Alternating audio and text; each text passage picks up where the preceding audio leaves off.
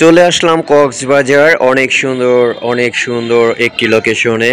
তো বাংলাদেশের ঐতিহ্যবাহী নামকরা পর্যটক স্পট সমুদ্র সৈকত, কলাতলি বিচ এবং সুগন্ধা বিচ, দুটি বিচই কক্সবাজারের সাগর তীরে অবস্থিত। এখানে এত সুন্দর মনোরম পরিবেশ, পর্যটক স্পটের যে একটি চিত্র ধারণ, সেটি ভিডিওর মাধ্যমে আপনাদের মাঝে তুলে ধরা হলো। দেখেন দর্শক বন্ধুরা, আমার প্রিয় ফেসবুকবাসী, এখানে সাগরের পাশে হাজার হাজার দর্শক পর্যটক ভিড় করেছে এই সিজনলি সময়ে।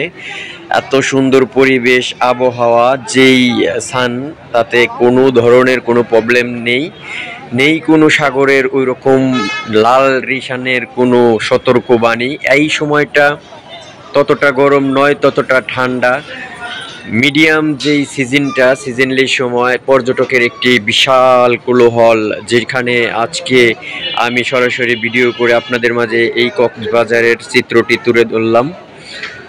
এখানে দেখতে পাচ্ছেন ব্লগ আকারে যে ভিডিওটি তুলে ধরা হলো, চিত্রটি তুলে ধরা হলো, সেখানে সুন্দর সুন্দর ঘোড়াগুলো, যেগুলোর মধ্যে বাচ্চারা উঠে সেলফি তোলে এবং মজা করে।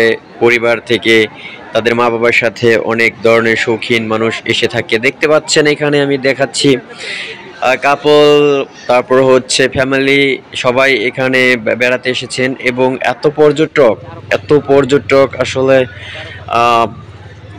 কি বলবো, হাজার হাজার লক্ষ লক্ষ। এখানে বালির মধ্যে দেখতে পাচ্ছেন কারো পায়ে জুতা নেই, জুতা ছাড়া সবাই চলে যাচ্ছে সাগর তীরে, সাগরে নেমে গোসল করার জন্য।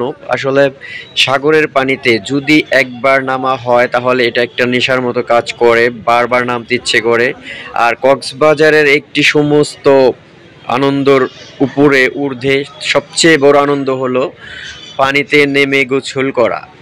এই ঢেউয়ের গর্জন, এই সাগরের পানিতে, লবণাক্ত পানিতে একবার শরীরটা ভিজালে সারাটা শরীর ঠান্ডা শীতল হয়ে যায় এবং খেলায় মেতে ওঠে আনন্দ উল্লাসে জোয়ান থেকে বুড়ো। সবার মনে একটাই চাওয়া, একটাই পাওয়া, এই কক্সবাজার যেন হয়ে থাকে তাদের স্মৃতিদায়ক একটি পর্যটক স্পট, যেখানে একবার আসলে বারবার আসতে ইচ্ছে করে এবং ইচ্ছে করবে।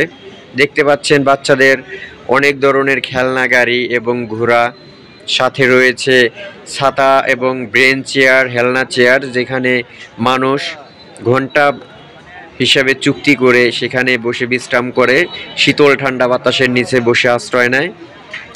এখানে এত সুন্দর পরিবেশ, কালারফুল গর্জিয়াস কালারে সাজানো গোছানো এই কক্সবাজার পর্যটক স্পট। সবাই ভিডিওটি শেয়ার করবেন।